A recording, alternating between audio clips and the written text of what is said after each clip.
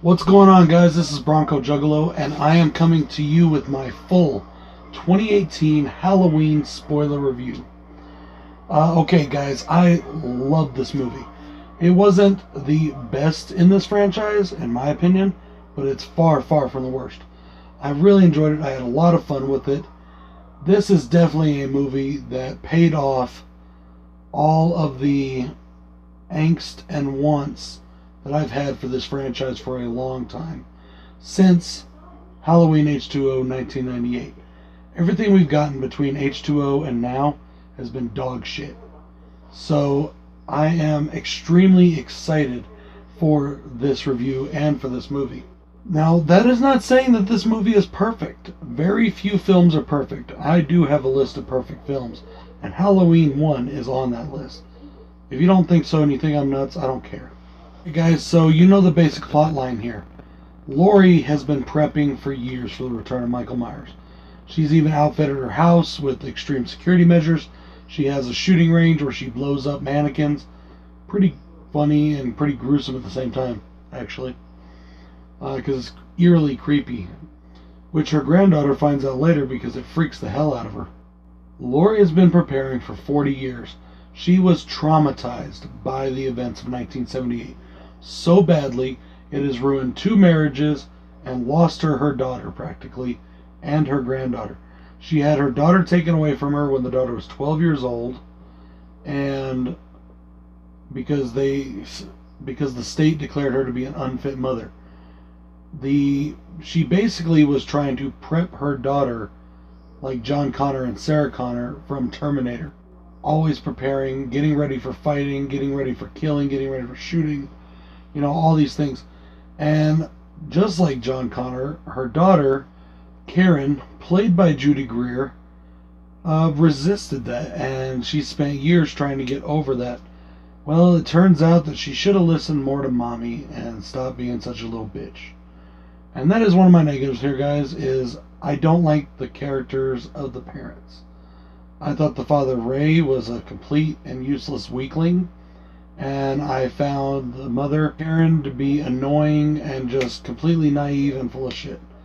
Especially when she says that the world isn't like that, Mom.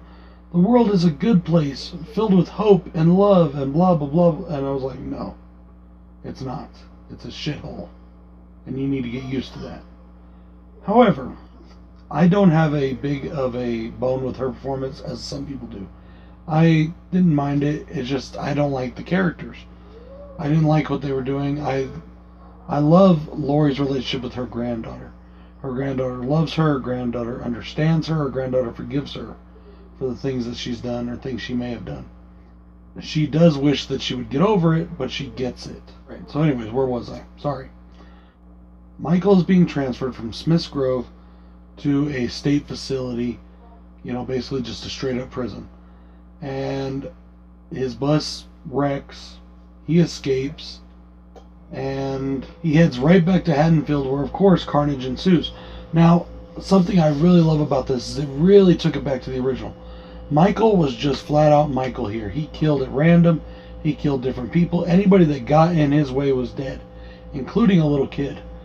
The little kid had a gun. The little kid was in the car trying to start the car and get away, that Michael wanted, and Michael killed him for it. And it showed how brutal this movie truly was going to be. Because it's not just a quick kill or an off-screen kill. It's a pretty violent kill. Now, with that being said, the kills in this film were what it should have been from Michael. It didn't try to outdo itself. Some kills were really good, some kills were not really good. And I don't mean not really good as in like they weren't effective, but visually for us fans, it was different. He used his knife like he's always done. He stabbed a lot of people. He broke some necks. He jammed a guy's face after he stabbed him up through he jammed his head down onto a spiked fence. There was a lot of up and downs with the kills. Michael's, and that's a good thing. Michael wasn't trying to outdo his kills. That's never been what Michael's been about. And I'm really glad they stuck with that. James Jude Courtney, who plays Michael, nails Michael's spot on. Okay? The first part of this movie, and I went into the theater thinking, what's going to happen here? What are we going to see? And yes, Lee, I watched your review, and no, I'm not copying you. I had the exact same thoughts. And when I was watching your review, I was sitting there thinking, man, I was thinking the same thing. How are they going to do this? I really thought they were going to do a 1978 throwback and start the movie with Mr. Sandman, which they did not do. Immediately jump into footage. No credits, just immediately into footage. No 2018, October 31st. No Haddonfield, no Smiths Grove, no nothing. Just immediately jumped into the scene. Two journalists are at Smiths Grove. They're trying to interview Michael, and they're trying to get a reaction out of Michael. And one of the journalists, he's this British guy, he pulls out Michael's mask. He says he borrowed it from the U.S. District Attorney's office or whatever. And he's holding it out to Michael, and he's trying to get Michael to talk. He's trying to get Michael to say something, to give him a reaction. And it's so funny because these journalists, for the time that we see them, you almost get the sense that they sympathize for Michael. Oh, he's just a human being that's going to be locked up for the rest of his life. Poor him. Boo fucking who. You know, I'm like, so glad you people die. But as I said, the guy's holding out the mask, and he reaches this crescendo of, say something! You know, extremely loud. And boom! The credits start right then and there. Like, we were building up to, I thought something was going to happen. I thought Michael was going to lurch forward or try to go after him or something. None of that happens. It goes right into the credits. The credits I really like. It started out just like the original Halloween, with the exception of that pumpkin looked all smashed in and deflated. I was like, oh, that's cool. And then it started to inflate and come up and be this perfect pumpkin jack-o'-lantern. I was like, well, that's different. At first I was like, oh, but then I was like, no, that's kind of cool. That's fun. I like that. So it was different and it was good. Then we got our Haddonfield, you know, script on the bottom. And we start with Jamie Lee Curtis's family, her daughter, her daughter's husband, and her granddaughter, played by Andy, I'm so going to mess this name up, Matchak, I'm not sure, I'm sorry, messed it up. We get to see the father, named Ray, I can't remember the name of the guy that plays him right now, and the mother, played by Judy Greer, her name is Karen. We get introduced to this family. And right away, the dad's just kind of like a goofy, he wants to be the cool dad, but he's not, you know what I mean, kind of guy. And then the mother, she, because of her shit with her mom and her childhood, she's just like totally, for lack of a better word, ballless. You can just tell that she has no fight in her at that moment, you know, which actually has a big switch at the end, and I like that, and we're going to get there. But I really didn't like these characters with the exception of Allison. I liked Allison. Allison's a good character. And we get to meet her and some of her friends, and it really reminded me, the walking to school scene really reminded me of the original Halloween when they're walking home from school. And then just the interactions and the character building with that group, I enjoyed it. Now, it's a little weird. I mean, if that's what teenagers are like these days, I'm like, what the fuck? But I didn't mind it, though. I know some people are harping on it, and I didn't mind it. They're like, oh, we just... Okay, yeah, you want to see Michael kill people. I get it. But the original Halloween wasn't just about Michael killing people. There was some build there. We got to know these characters a little bit. I don't see why people are throwing a fit about that. Something else I want to throw in here is our director, David Gordon Green, shoots this movie beautifully. It's well directed, well acted for the, you know, the most part. Really, the only bad actor in this, in my opinion, is the guy that plays her boyfriend. I believe his name is what's his fucking name? Shit, I forgot his name. It's not Christian. It's some weird kind of name, or not weird, but just different name. I didn't like him. The actor was bad. I didn't think he did a good job. And the character was bad. The character's a douche, and I just wanted to slap him. But anyways, so, as I said, Michael has escaped. Michael immediately goes right back to Haddonfield. On the way to Haddonfield, he comes across a gas station, where the two journalists just happen to be fueling up and getting some snacks, things like that. You can see Michael in the background of a shot take out one of the attendants so he can take his clothes. Then he takes out the other attendant off screen.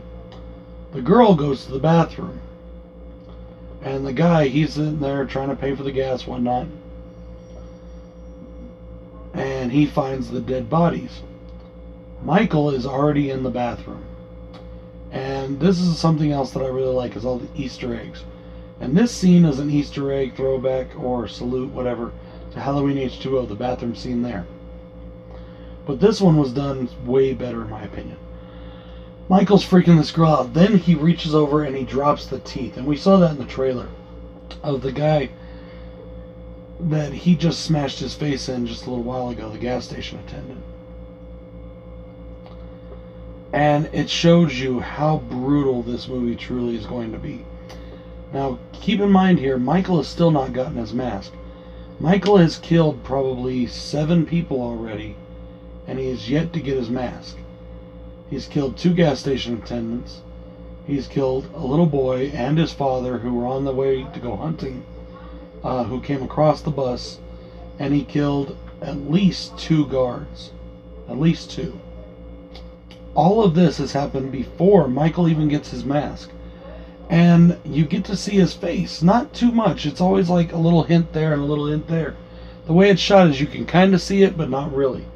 There is one scene, however, when Michael pulls into the gas station. He looks directly at the camera through the windows, and even though he's farther back, you can see exactly what he looks like.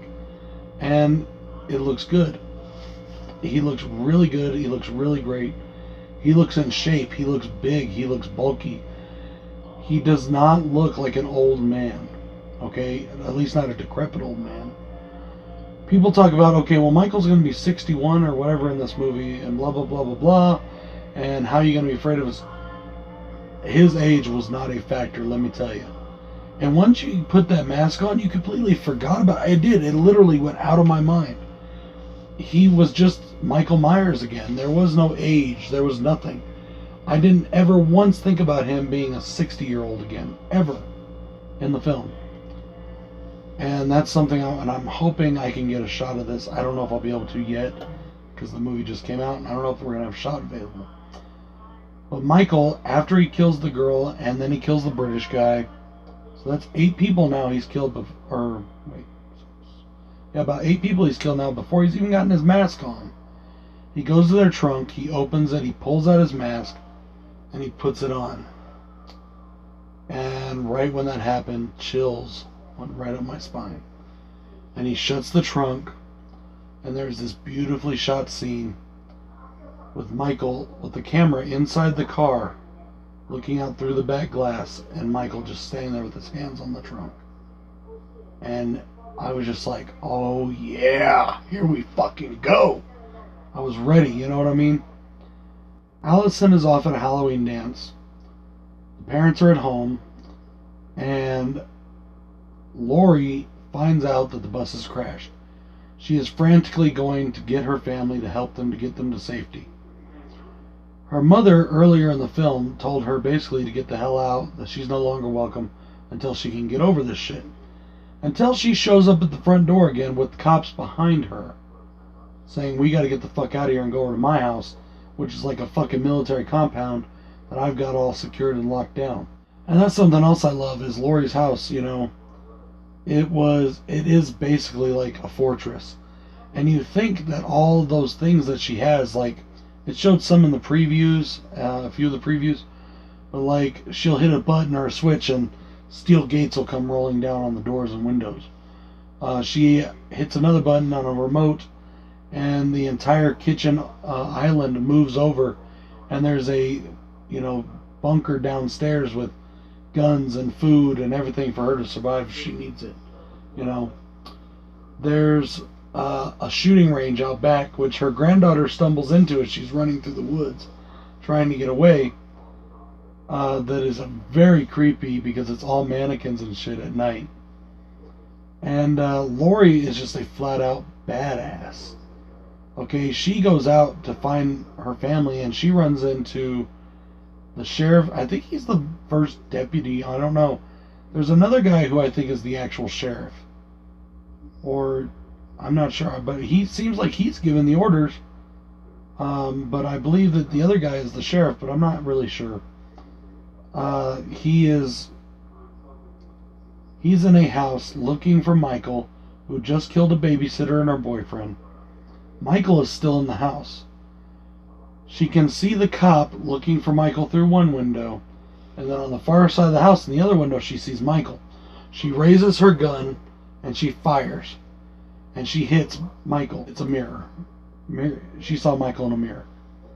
But if that would have been Michael standing there, he would have been a dead motherfucker. She's a pretty damn good shot, because it hit him right between the eyes. Allison and her boyfriend have a fight. She leaves with her best friend and her boyfriend's best friend or whatever. And then the best friend tries to mac on her, and she's like, fuck that, and she tells him to fuck off. Michael is there the whole time. They're in a guy's backyard trying to take a shortcut. Michael's watching. The lights are going on and off because they're motion censored. He thinks he sees the owner of the house, and he's talking to him. Well, it turns out it's Michael, and every time the lights go off, he disappears. And he's like, man, you're being creepy. What's going on with you? And then the lights come on, and Michael's right there, and then they go off again. And you don't see anything. And you know what's coming. It's kind of predictable. You know that jump scare's coming. But it still kind of gets you. The lights come on, and phew, there goes the knife with Michael. And he kind of hits the guy, doesn't fully get him. The guy's running, gets to the iron fence, starts to try to climb up it, and Michael comes up behind him and hits him with the knife. And then proceeds, and it's off camera though, but he picks him up and he jams his face down on the iron spike, and he goes right up through here and up and out his, like, I think he goes out his mouth. I'm not really sure. I can't remember exactly. Either out his mouth or out the top of his head. And it looks really cool, really amazing. In the meantime, Allison has heard his screaming and comes back. And she sees it, and then she sees Michael. And she knows exactly what the fuck is going on. And she gets the fuck out of Dodge. The police find her being helped by some people. The police officer and another party I'm about to talk about get her into the car, and they're trying to take her to the grandmother's. They're trying to take her to Lori's house. Alright, the third party. Michael has a new doctor, and Lori even makes kind of like the remark, the joke, whatever, oh, you're the new Loomis. And this guy is obsessed with Michael, way more than Loomis was. Well, maybe not more than Loomis was, but in a different way than Loomis was. Loomis knew that the obsession with Michael was bad.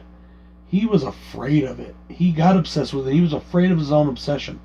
This guy embraces it. He wants to know everything there is to know. He wants to know how it feels to kill. He wants to know what it feels like to wear the mask. He wants to know what it feels like to be Michael. And at the very beginning, when we meet this character, I don't trust him. I did not trust him at all.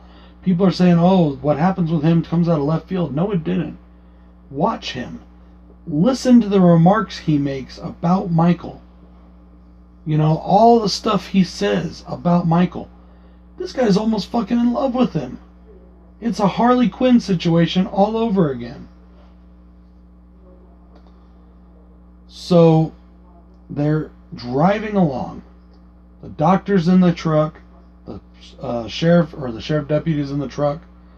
And Allison is in the truck. And they see Michael. And the sheriff deputy's like, hold on. Little backstory on the sheriff deputy here. He was actually the first responding officer in this new film when, at the end of 1978's Halloween, he is the one who got and captured Michael. Okay, now that wasn't in the original film, but you know why. Okay, when Michael gets up and disappears, he happens to be there waiting, and he captures Michael. He is determined to kill Michael, just like Lori is. He knows how bad shit's gonna be. Michael's already killed a shit ton of people. And he knows it's gonna get worse. He fucking slams into Michael with this truck. It's like a Dodge Durango or something, or I'm not sure exactly. You know, all decked out in law enforcement stuff. And as he goes up and with his gun drawn on Michael, the doctor gets in his way. He's like, Doc, move, move, move. He's like, I'm going to shoot this motherfucker right in the face. I'm going to kill him. And, or son of a bitch or something. I don't remember exactly what he said, but to that extent, you know. And the doctor's like, no, you're not going to touch him. He's already dead, blah, blah, blah, blah, blah. And he gets closer and he's trying to shoot Michael, so the doctor reacts. And the doctor pulls out what looks to be like a pen or something. I can't remember exactly what it is. Like, I thought it was an EpiPen, like a syringe. And so he hits the button on top and something does pop out. It's like a long scalpel. And he turns around and he stabs the sheriff right in the throat with it.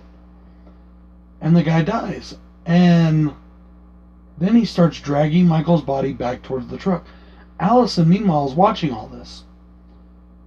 The next thing you see, somebody in the Michael Myers mask pops up, but you know it's not Michael. It's the guy, it's the doctor, and he's wearing Michael's mask. And you're like, what the fuck is going on?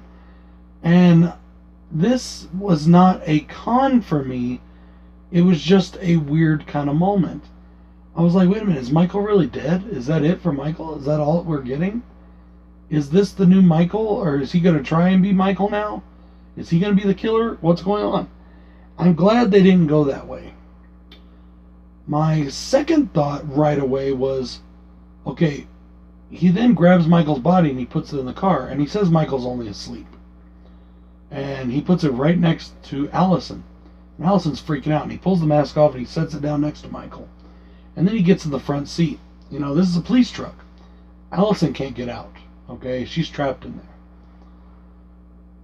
He starts driving towards Lori's house, and we find out what's going on with this doctor. And I thought it was going to be some Cult of Thorn type shit. I really thought they were going to bring back Cult of Thorn. But this is still, in a way, an homage to Part 6. Somebody here is trying to manipulate and control Michael.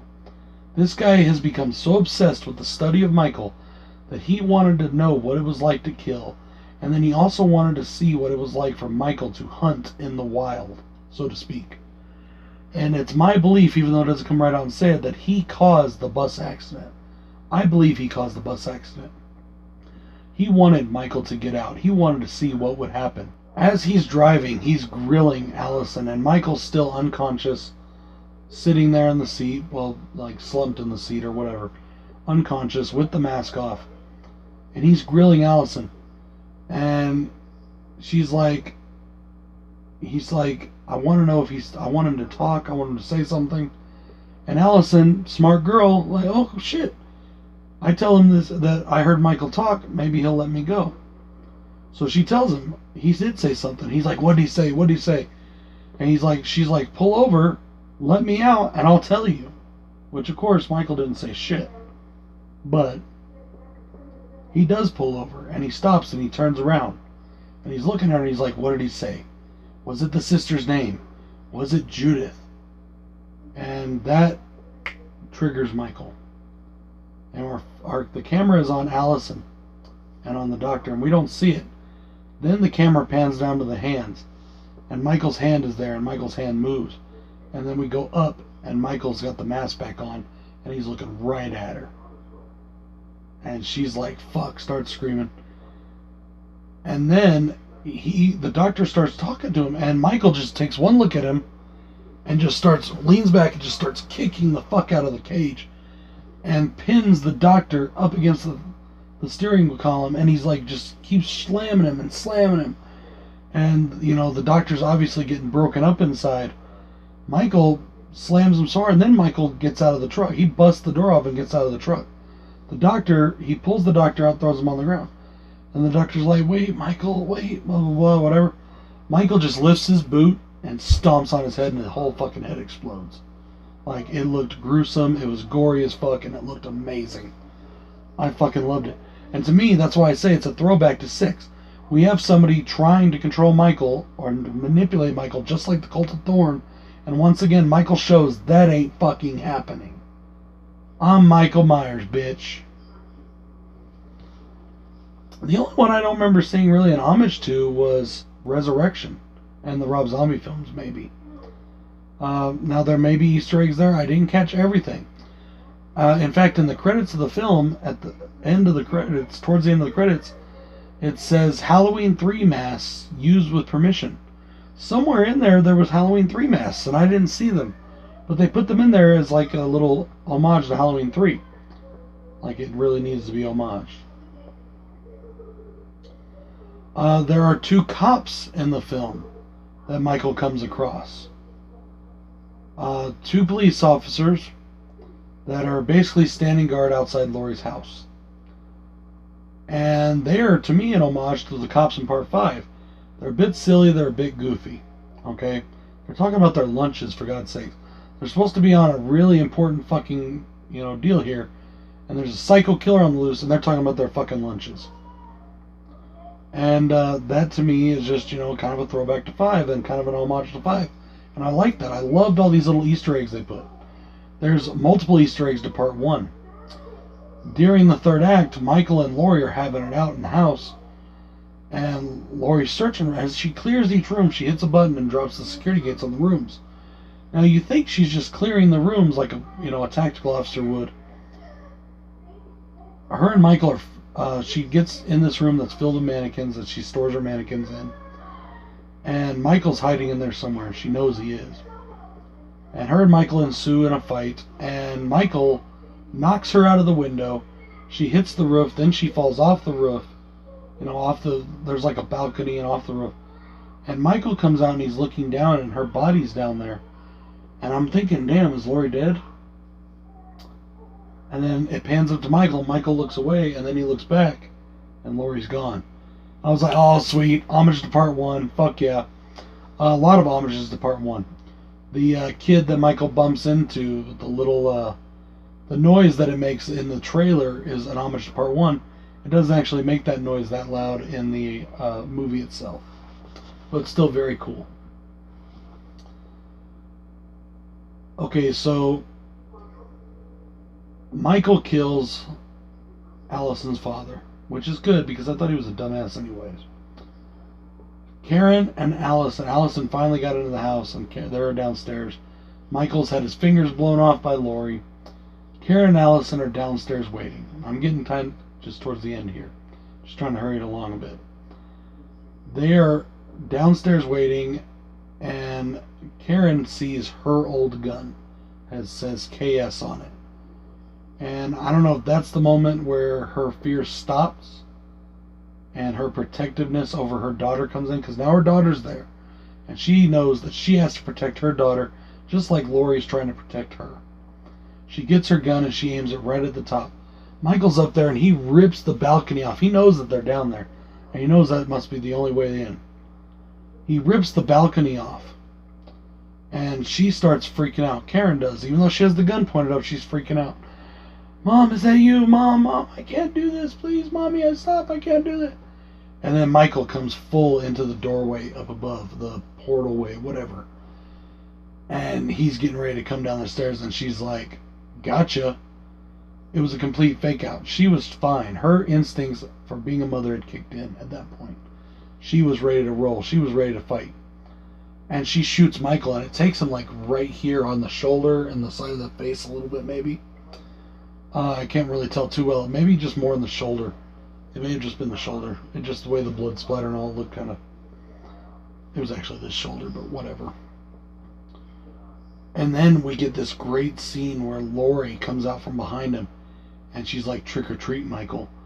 But there's this... what makes the scene so amazing is the cinematography. Do you remember in 1 when Michael comes out of the closet right behind Laurie and you can barely see his face and then it emerges? It was like that, and it was shot just like that, and it looked so cool, and I fucking loved it. Laurie and Michael get into the basement.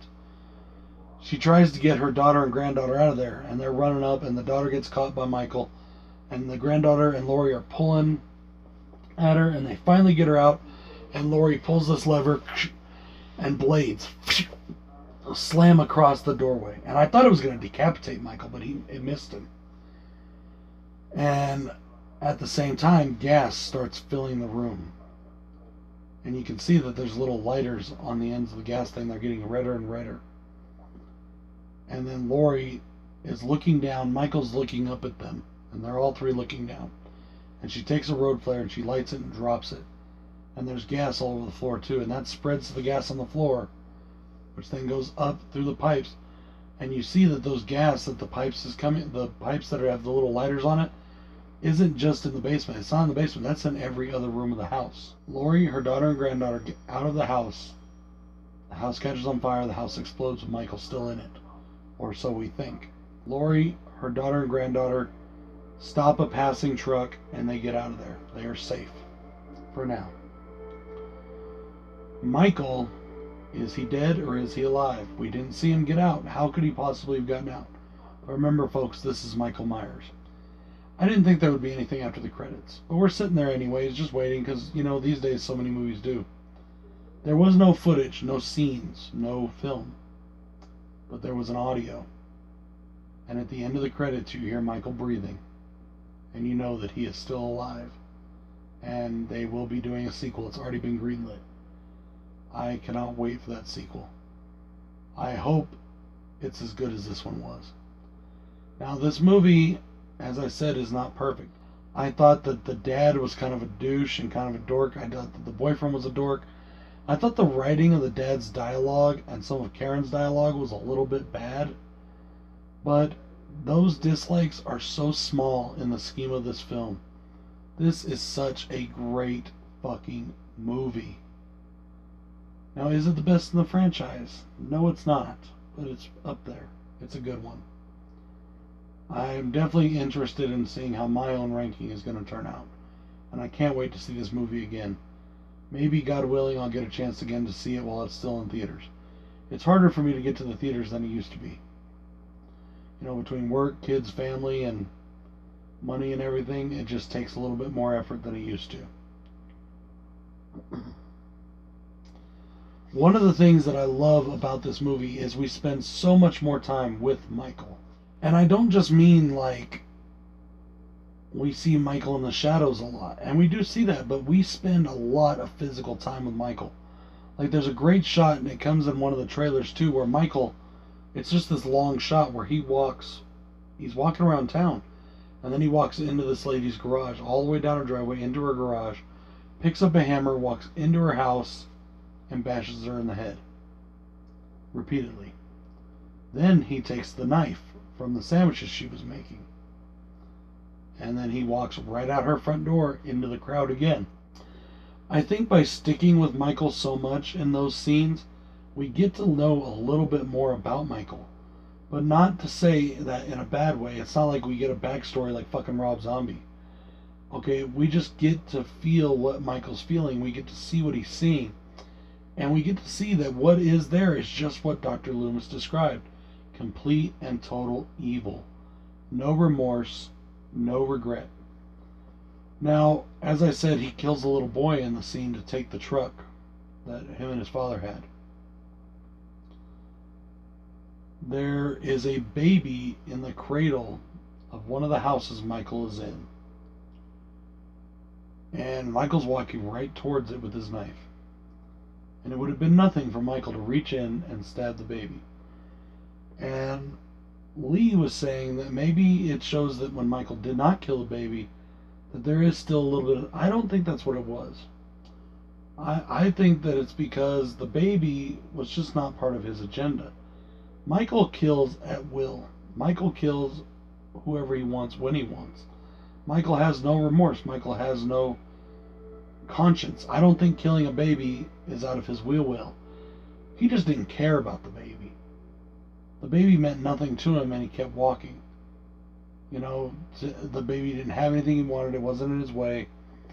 And it just meant nothing to him. Another big pro for me in this is the score. I love the score. So good. John Carpenter is back with a vengeance, folks. You got a little bit of that original Halloween, and you got some brand new shit. And Carpenter shows why he is still the best in the game. Nobody does a horror movie score like John Carpenter. Just so amazing. Just absolutely awesome. I really think that my biggest cons in this are just a couple of the characters.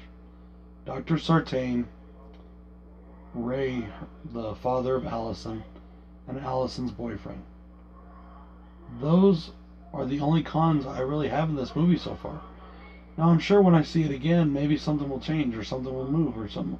Hopefully not. I hope it just gets better and better. The movie was not very scary to me, and that's not really a con because I mean, I'm obsessed with horror films. Come on, you got to really work hard to be, scary to me. There was some humor in this, and from what I've been hearing, the humor in this film has been a big point of dissension. Okay, I don't mind the humor. Here's something that a lot of people don't think about. A lot of horror movies need humor. Okay, it's a tool to make you scared. If you're just scared all the time, or there's always this ramp of tension, you expect to be scared. But in this, if you throw in a joke once in a while or something, as long as it's not a joke that's being done by Michael, as long as Michael don't pop out and be like, hey, why'd the chicken cross the road?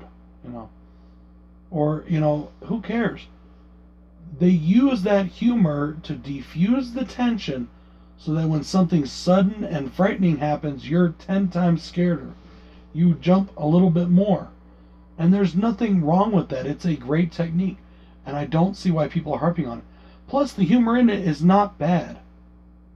Okay, the dad's lines are kind of but the rest of the humor in this film, and it's not a barrel of laughs. There's not tons of it. I don't see why people are making such a big deal. There's a couple jokes. Like, literally a couple. There is not that much. This is just a very good movie. The last thing I want to talk about is James Jude Courtney's portrayal of the Shape, of Michael Myers. Just so amazing. Absolutely great. I don't know which scenes is him and which scenes has Nick Castle. I believe I read or heard in an interview that Nick Castle wasn't going to be doing any moving or anything. When it's him in a scene, it's just him looking. I kind of want to say maybe the scene where Michael's standing on the balcony looking down at Laurie. That might be Nick Castle. I don't know. It's so seamless. James Jude Courtney has Michael down. So much like the original. He has the walk. He has the movement, the head tilt, everything. Perfect.